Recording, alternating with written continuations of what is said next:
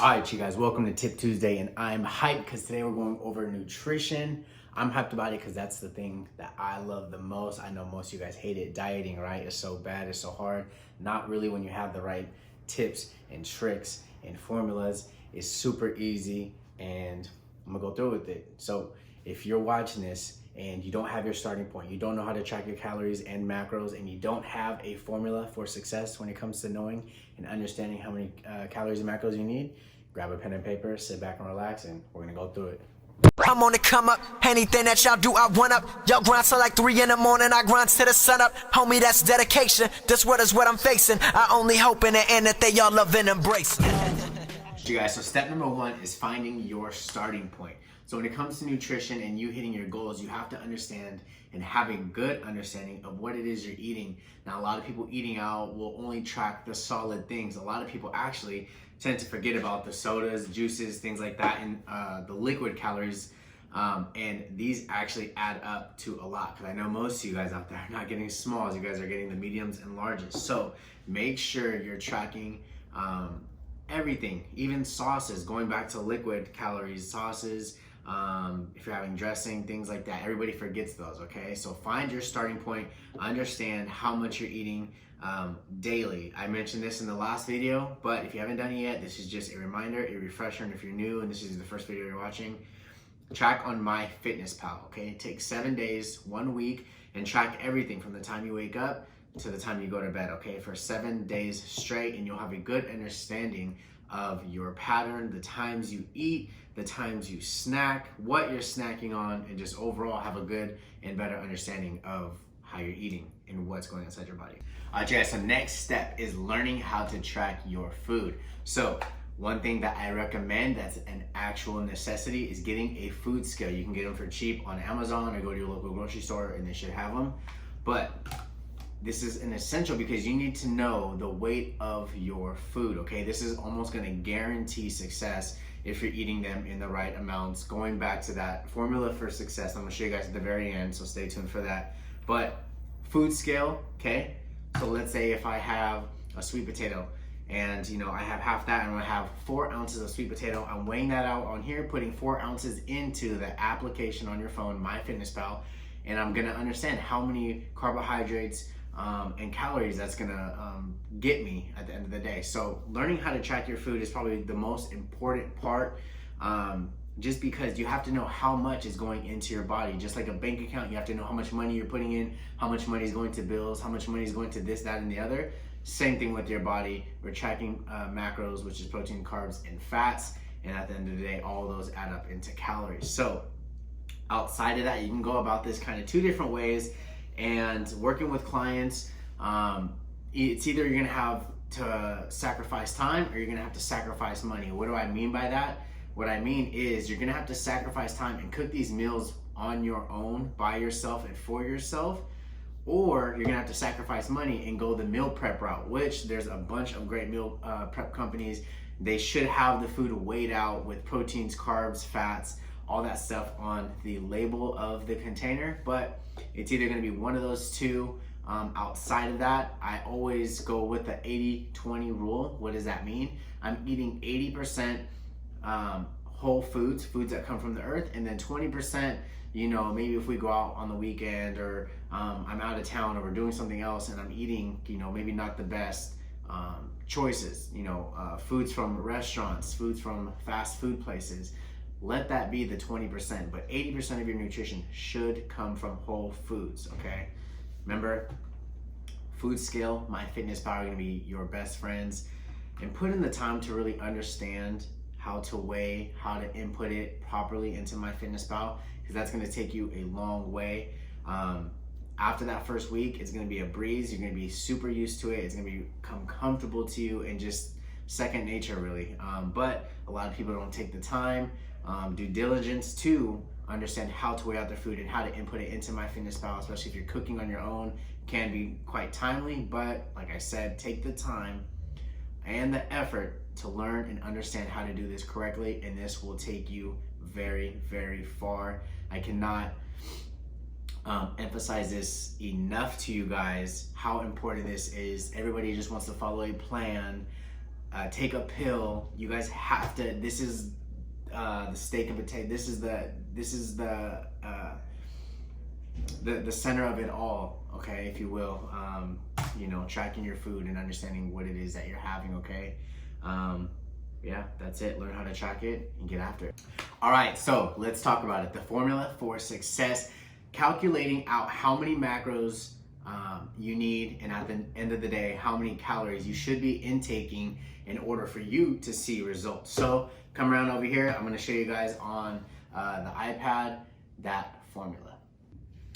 Okay guys, so for this formula, as you can see in step number 1, you need to have your current body weight. So my current body weight is going to be 165 pounds. Once you have that accurate, don't guesstimate, don't go off of what you were last month or what it is you think you weigh. Hop on the scale and get an accurate measurement of that, okay? So once you have that, input that there. Mine's 165. I'm going to multiply that times 14 and then again times 16. So 165 times 14 and then 165 times 16, which is going to give me these two different numbers. Now, this here is a calorie range, okay? So this is really going to, the reason why there's a difference is the lower number is if you have a very sedentary lifestyle. What I mean by that is maybe you have a job that's in an office or you work from the house and you don't move around much, right? Always on the computer or sitting down or something like that. You don't need that many calories because you're not expending that much energy. Now, the other end of that spectrum is maybe you're a mailman, mailwoman, something like that. You're gonna need more calories because you're expending more calories. So this is the maintenance here. Now, for me, I find myself doing a little bit of both. Some days I'm moving around a lot. Some days I'm not. I'm editing videos. I'm doing a whole bunch of stuff. So I'm going to pick something in the middle. 2,500 calories for me. You can do the same. Pick whatever it is you want. Okay. If you're really at the end of one spectrum and always sitting down, then go with that. If you're always moving around, really hyper, maybe you work out a lot, 6-7 days a week, I would definitely go with a higher number. Me, I'm choosing something in the middle, 2,500 here. And that's going to be my maintenance calories. So that's how many calories I need for me to maintain my current body weight, my current look, and my current lifestyle right now. So step number 3, am I wanting to gain muscle or drop body fat percentage? Now, as summer approaches, as it is February, as you can see, and it's coming up slowly, but it's, you know, around the corner, I'm wanting to be in a deficit. So now what I'm going to do, my maintenance calories were 2,500, correct? So I'm going to want to be in a deficit. So I'm going to subtract 500 calories from my maintenance calories. Now my new number is going to be 2,000, as you can see there. So my new daily allowed calories, that number is going to be 2,000 calories. Okay. And that's going to put me in a deficit yet again.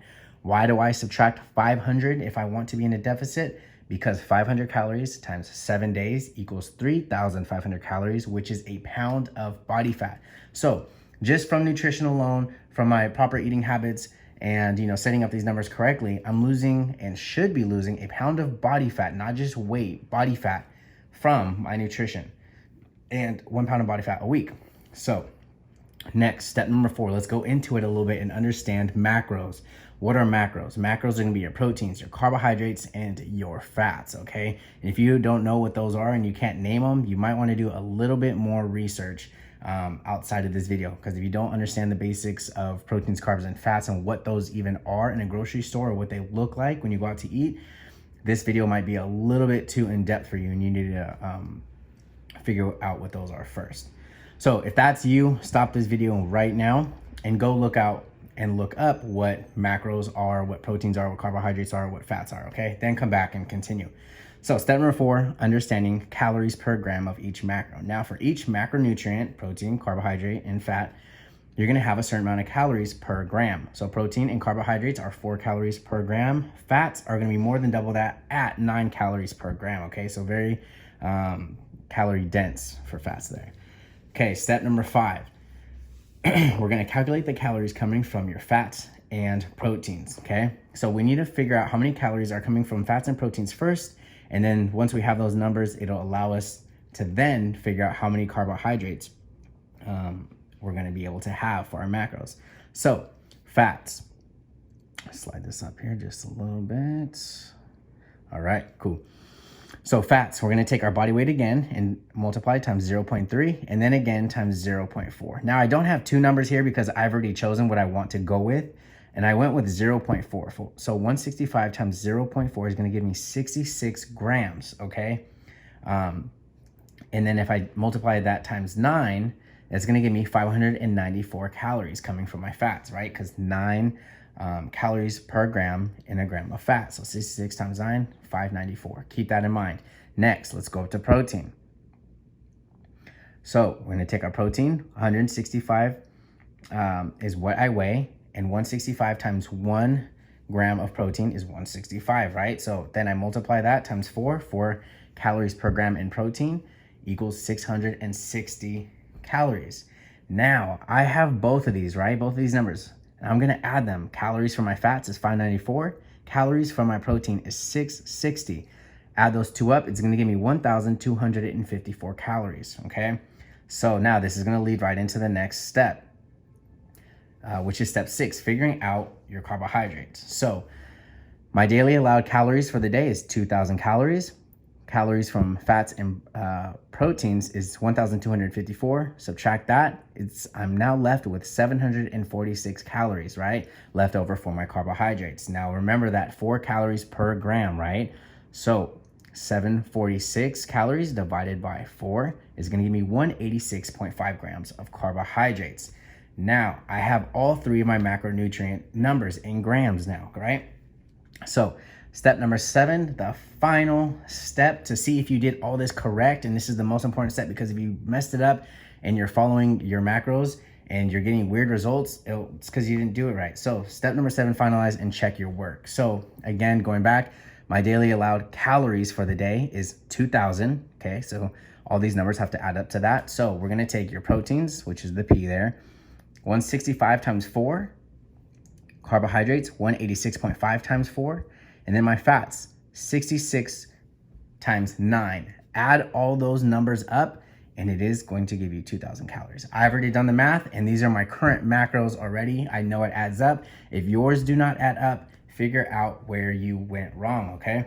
Now, this is deficit. The only thing that would change if you're trying to add more lean muscle mass, let's say you're very lean as is, that's just your genetics, your skin and bones, you're trying to add some more muscle.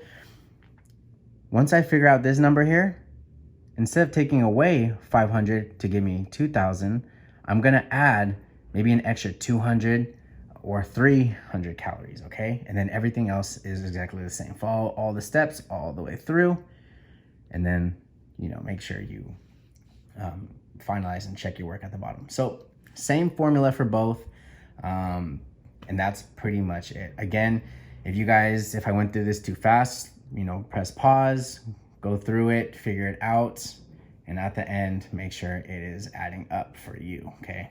With the final step. Most important part is the final step. All right, you guys, if you guys found this video and this breakdown of macronutrients helpful in any way, please comment, like, and subscribe down below, and then let me know what you guys want to see next. And as always, make sure you guys are following me on Instagram. That's RVMP_training_. If you guys have more questions about this, feel free to reach out, or if you just can't get it for some reason, I can help you out with the formula and do that for you as well. But outside of that, thank you guys. Peace.